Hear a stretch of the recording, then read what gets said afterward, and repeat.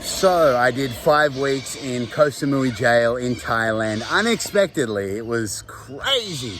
I was sharing a room with 25 people. We're all sleeping on the floor. Some people had done murders. Some people had done stabbing. Some people were there for drugs. And, you know, it was an eye-opening experience. So I had an assault charge. I had a fight and I didn't have the money. And in Thailand, everything's about money. So you have to pay your way out of things. I didn't have anybody that could pay that fine. And so I spent 2 days in a police station in Koh Phangan. Then they took me to court for a day. Nobody spoke English, so I didn't know the procedure. I didn't know I was going to go to jail. Before you knew it, I was spreading my ass. They're checking for drugs up my butt at the jail doors. They've got sticks. The guards have big, like, canes.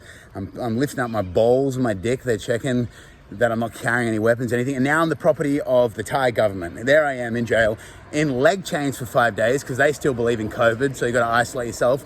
You're sleeping on a cement floor with other Thais, go on the toilet in front of them, in leg chains. Can you believe it? Leg chains are heavy and dangling. I feel like a full-blown, like, war criminal prisoner. There's nothing I could do about it, right? After that, they promised me I'd be able to call someone and get out of there. But then I got out of that COVID room. So then they walked me to the jail. I said, can I call someone? You said I could call someone. They said, no. Threw me in jail, bang. And I'm like, what? There's like 20 other foreigners. And then there's like 300-400 Thai people. They're all just like staring at me on the fence. Like, I'm like, oh God, like a piece of meat, right? Like, what's going to happen in here?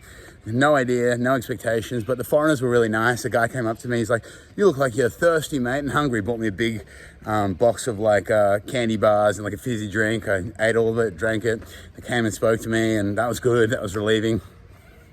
The whole time, the scary part was I didn't know how long I was going to be in there, because the charge, you could end up like a year in there, you know? Like, I didn't know I was going to be in there for a month, a year, a few days. But I'm out now. I spent 5 weeks in there. Thank God I had friends and family. Thank you to them, and thank God for looking out for me. But, you know, it wasn't all bad, because I learned so much about myself in the time that I was there. I read a bunch of spiritual books. They happen to have, like, you know, this awesome library with like Ram Dass, Be Here Now, Eckhart Tolle, you know, the great mystics, and like other books, right? Jack Cornfield. So I read like 7 or 8 books in the 5 weeks. They had a gym, a Muay Thai gym. A lot of the Thai guys were holding pads. They had pads. There was another Aussie guy in there who was, you know, cool. So we connected. So I did, you know, fight classes. There was 2 fight classes I happened to each week. Some guys from Lamai Gym, a local gym, professional fighters, they came in and gave us classes. So I learned how to kick. I always wanted to learn how to kick. I can box, but I couldn't kick. Learn how to knee, all that. So that was fun. I utilized my time well.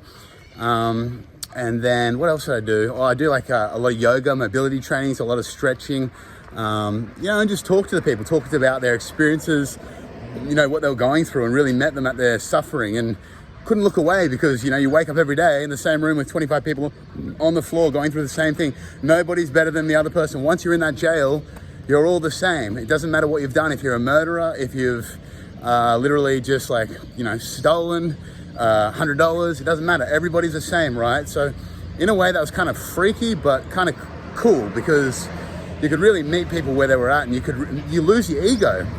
The ego drops, because what can you do? You just have to, like, and you don't know how long you're going to be there until the court case is. You don't even know when the court case is. They don't even announce it.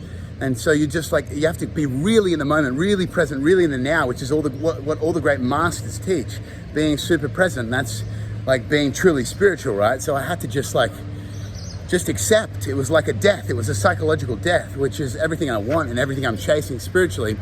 So my guru helped me with that. In a way, it was such a blessing. But at the time, my God, it was up and down, you know. But I had a couple of really mystical experiences in there. But, you know, the food, I'd never eaten egg before. I've been a lifetime vegetarian, no eggs strictly. And here I am eating eggs because I had to. But they provided vegetarian meals, which was good.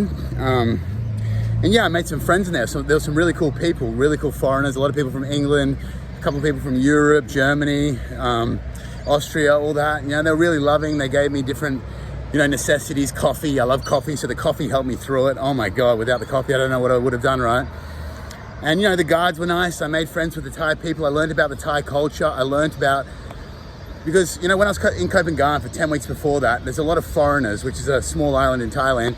And I spent most of my time with foreigners, but, you know, in the jail, I really got to know the Thai people and what they were about and what they were like. So it was an eye-opening experience, an experience that's once in a lifetime, will never happen again.